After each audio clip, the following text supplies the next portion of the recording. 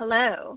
Thank you for joining Mayor Brown's Global Financial Markets Teleconference series. Today's call is entitled Immigration Under the Biden Administration. My name is Liz Espín Stern. I'm a partner in Mayor Brown's Washington, D.C. office and a member of the firm's partnership board.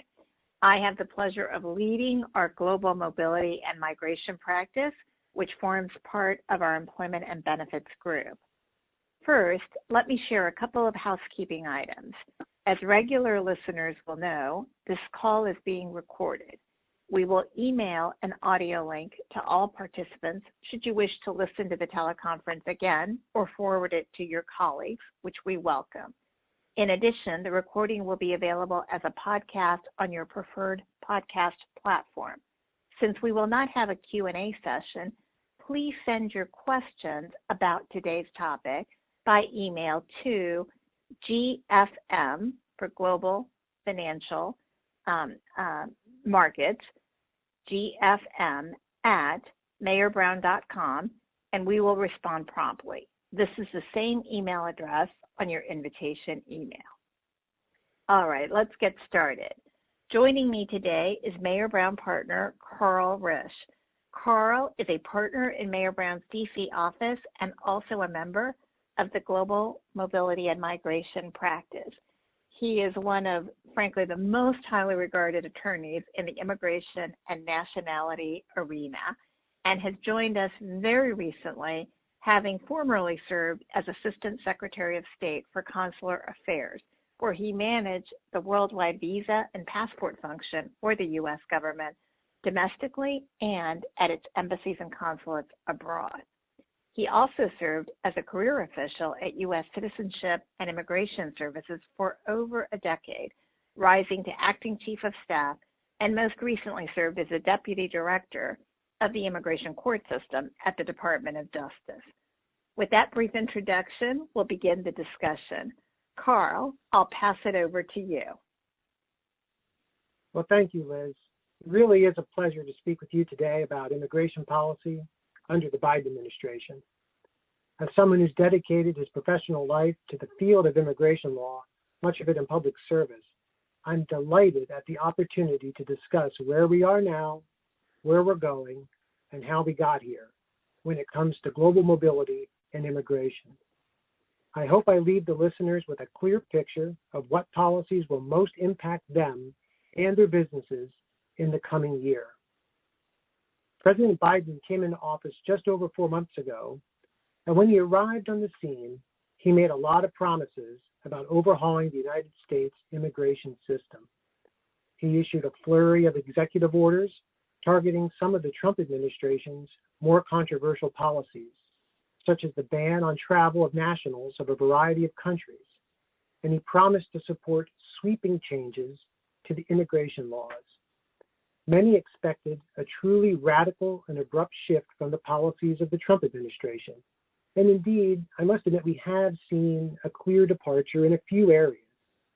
But for the most part, after that initial spike in activity, we really have seen something more akin to steadying the ship than the administration moving in a whole brand new direction, especially when we're talking about business immigration and global mobility.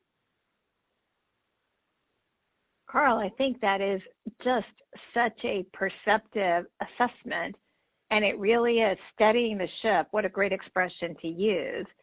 What do you see as the expected changes for the coming year, now that we're past the first 120 days now? What do you expect to see?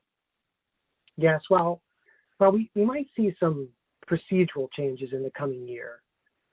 That is possible, but the administration does not appear to be prioritizing broad reforms to business and employment-based immigration programs. Not right now. The most substantive changes this year involving this sector will likely focus on rolling back some of the Trump administration policies and trying to resurrect rescinded Obama-era initiatives that the Trump administration targeted. One example, very recent, it was on May 10th. The Department of Homeland Security announced it would revive the International Entrepreneur Parole Program, by withdrawing a Trump-era regulation that was aimed at eliminating it. And that was a regulation during the Obama administration that was implemented at the very end of the administration. So the Biden administration has a long list of Trump-era policy or regulatory changes, some of them changes of Obama-era programs that it wants to review and address, just like this one. And taking action on each one of these is very consumptive of time and resources. I can speak from personal experience of the amount of time and energy it takes to promulgate a regulation, to draft and vet a policy through various agencies and stakeholders. It's always very significant.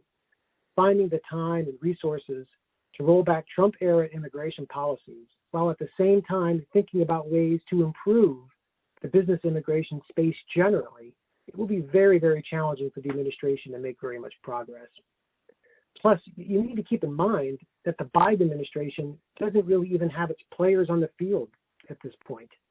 The nominee to be director of U.S. Citizenship and Immigration Services just had her confirmation hearing last week, and it could be weeks or months before she's actually confirmed. And while she said a lot of promising things about efficiency and backlog reduction, her ability to really make a dent will likely be limited until 2022 and beyond. And the nominee to be Assistant Secretary for Consular Affairs does not even appear to have a hearing scheduled yet. So without key personnel in place, it really will be harder for the administration to address many employment-based immigration reforms, especially when those are already not top priorities for the administration. Carl, it's fascinating because, of course, the expectations can be so high as a new administration comes into office, but all of these mechanical, logistical, frankly, operational and structural challenges really are part of things. But tell us, if employment-based immigration isn't the immediate priority for the administration, if that's just not really where it's focused for all the reasons you said, what is the Biden administration focused on in the immigration realm? Well, right now, the Biden administration, and they've made it clear since the beginning, from the first days in office, that interior enforcement and the southwest border would really be top priorities. The administration has hired a variety of policy experts in the beginning whose background is in humanitarian-focused immigration benefits, such as asylum and refugee processing, unaccompanied minors arriving at the border, and victims of trafficking, crime, and domestic violence. So from the get-go, it was clear that its priority was addressing the situation on the border and rolling back many of the Trump-era programs, such as the Migrant Protection Protocols, which was the program that forced asylum seekers approaching the land border with the United States to wait in Mexico for asylum hearings. Implementing new policies on asylum, restarting the refugee resettlement program, policing the border, these will all consume a lot of the administration's energy and attention.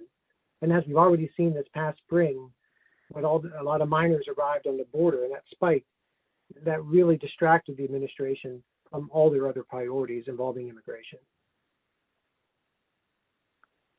Wow, that's really, yes, understood, Carl. Thank you.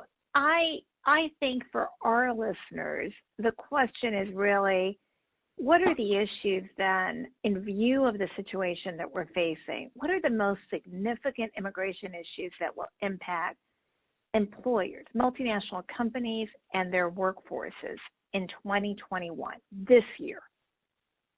Well, without a doubt, the two most significant issues impacting global mobility over the next year will be, well, first, the ongoing travel bans restricting travel to the United States from 33 countries due to the COVID-19 pandemic.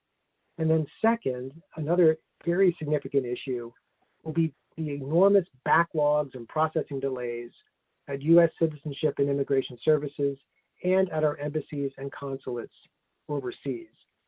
It's interesting that these are the most significant issues because they're not really based on Trump-era policies or Biden-era policies or immigration priorities. They are really a result of the COVID-19 pandemic and all of the chaos the pandemic has caused to international travel around the world. So when President Biden took office, many expected that he would roll back the Trump-era travel bans associated with the COVID-19 pandemic. Not only did President Biden not roll back these restrictions, he expanded them to more countries, and for a period of time, he even significantly narrowed the eligibility criteria for exceptions from the travel bans. Never has international travel and global mobility been so disrupted and so complicated, and multinational corporations continue to struggle with moving their employees to the United States. But before we go on, I think it's really helpful to review where we are currently with the COVID-19 travel bans. There are currently 4 different presidential proclamations banning travel to the United States from 33 countries. 2 of these were signed by President Trump, and 2 of these were signed by President Biden. Importantly, they're not outright bans. Instead, what these travel bans do is they ban travel for individuals who were in a covered country in the 14-day period preceding their entry or attempted entry into the United States. Therefore, someone could always circumvent these travel bans by first traveling to a country not covered by the ban, waiting there for 14 days, and then traveling to the United States. The first ban was put in place by President Trump on travel to China, or from China, on January 31st, 2020, which is now 16 months ago. Additional bans have been put in place on travel from Ireland, the United Kingdom, almost all European countries, certainly all the European countries in the Schengen zone, such as France, Italy, and Germany, Iran, Brazil, South Africa, and India. The Trump administration actually tried to rescind some of these bans at the very end of the Trump administration, but the Biden administration quickly put them back in place and eventually expanded the travel bans to include South Africa and India. Where the Biden administration differs from the Trump administration on the COVID travel bans, however, is on the exceptions. From the beginning, the COVID bans contain numerous exceptions. Some are quite straightforward. For example, U.S. citizens are not covered by the ban, although they do need to get a negative COVID test in order to fly to the United States, which is a rule not even associated with these COVID presidential proclamations. Other exceptions are for travelers with U.S. citizen spouses and minor children, for example. But over the past few months, the Biden administration has adopted a policy of expanding the exemptions available to certain types of travelers and broadening the eligibility criteria for others. This appears to be perhaps in lieu of rescinding the travel bans outright. Many of these Biden exemptions directly impact multinational companies and the mobile workforce. First, the Department of State has exempted all immigrants from the travel bans in the national interest. And by immigrants, what I mean are those individuals moving permanently to the United States and will receive a green card. Because this class of exempted travelers includes employment-based immigrants, including certain managerial and executive multinational transferees, employers may find some of their employees exempt from the ban and having more advantages to move to the United States than certain categories that are subject to the ban. Second, the Department of State will now grant a national interest exception to travel to the United States to those business travelers who are seeking to provide vital support or executive direction for a critical infrastructure sector, and those traveling to provide vital support or executive direction for significant economic activity in the United States. The Department of State just broadened this category last week to now include executive direction and to now include significant economic activity in addition to critical infrastructure, which are both tremendously important expansions to the eligibility criteria. I can't understate how important, or overstate, I should say, how important these changes are. These exceptions could apply to many, for example, L1A intercompany transferees, or intercompany transfers going from one branch or one affiliate to a subsidiary.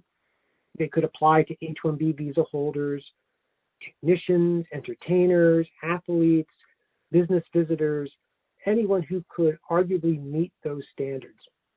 By opening up the United States to more business travel, but shut to most touristic travel, the Biden administration is retaining some control over the flow of people into the United States, but it can also avoid the political exposure and perhaps negative press associated with fully rescinding any of the travel bans, and it gives them the flexibility to perhaps rescind or tighten up some of the exceptions if they find that the public health situation compels it.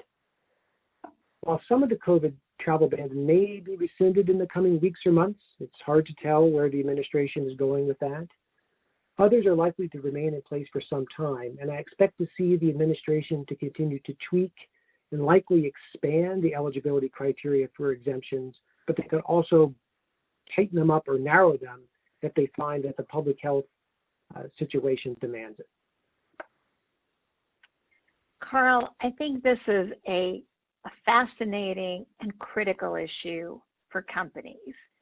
As you know, we in our practice, including you since joining us, are receiving multiple calls daily from various types of companies for travel or relocation, both business travel and actual relocation back into the U.S., because of course the economy is opening up as people are more broadly vaccinated and as employers look at returning to work. I think the shifts in who can qualify within the executive corps and the worker corps is very, very critical to our clients. When I would say that in the fall, we were receiving requests for travel, return to the U.S., et cetera, for individuals that really were absolutely critical to infrastructure, individuals that might have to be here because they actually work in the assembly line that might be developing different kinds of sanitation related to the pandemic. We were receiving those types of requests. As the fall became more mature and we went into the early part of the year, we are now flooded with executive travel requests for individuals that are reinvigorating businesses in the U.S. that are now really trying to address digitization, technological development, consulting around major infrastructure sector, whether that's oil and gas, financial services, health, et cetera, et cetera. Carl, can you give our audience a little bit of a feel of what companies need to do to actually seek help and address how to obtain these national interest exceptions? I just think some granularity might be helpful on this. Well, sure. I think your point is absolutely correct, that the types of requests are changing, but I also believe that the State Department's view of what is an appropriate use of a national interest exception for travel to the U.S. for business purposes is also changing in reaction to those demands. And I would advise companies and employers that they really need to be very strategic and creative in their approach to immigration and to visa processing and looking at these national interest exceptions, where maybe 6 months ago or 9 months ago, an employer would perhaps decide without asking the State Department that they wouldn't seek a national interest exception for an employee because they felt that they wouldn't have a chance of getting it. The tone from the State Department and the trends that we're seeing is that the State Department really wants to get to yes on a lot of these national interest exception requests, particularly when they are connected with the American economy and economic activity and business, and that they want to try to accommodate employers who want to bring their workers into the United States. But I think it's important to note that, and this goes back to an earlier point I made about the issues that will really affect global mobility in 2021, because I believe the backlogs will continue to play an outsized role in 2021 and 2022 and beyond. And by that I mean that a traveler who's coming to the United States who already has a visa or is using what's called the visa waiver program because they're coming for a short tourist visit or business visit, I should say, and coming from Western Europe or a country that participates in the visa waiver program, those individuals do not need visa services if they already have a visa or that they don't need one at all.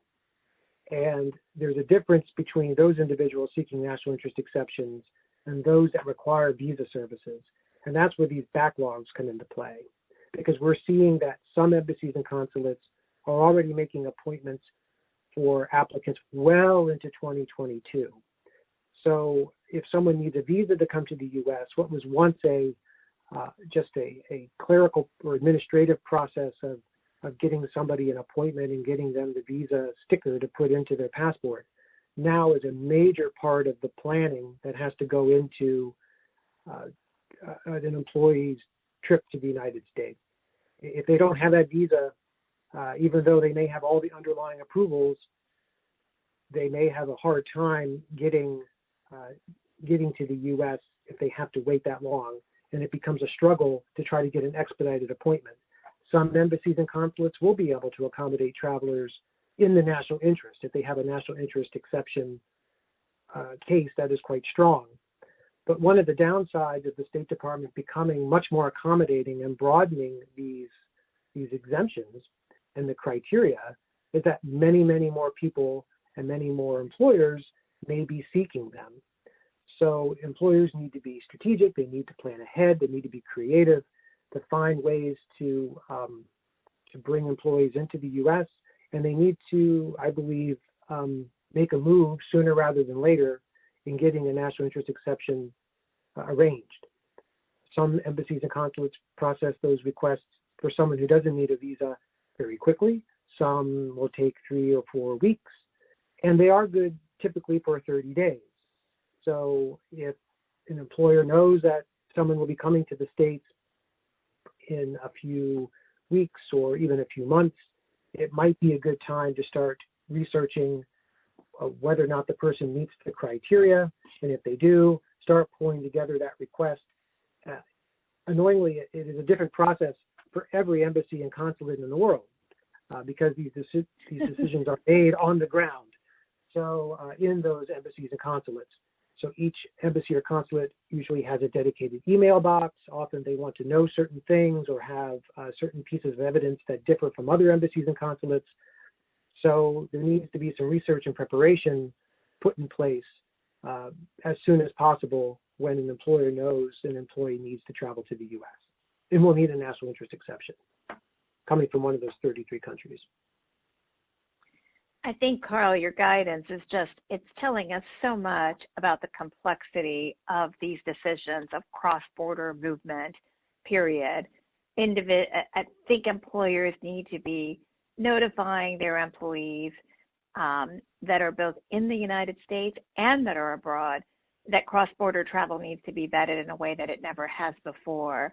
I think while most are aware of that, as vacations and the idea of travel and the temptation of being freer with vaccinations becomes clear, I think employees themselves and their families start to get tempted to travel. And this lead time and planning that you suggested is just critical.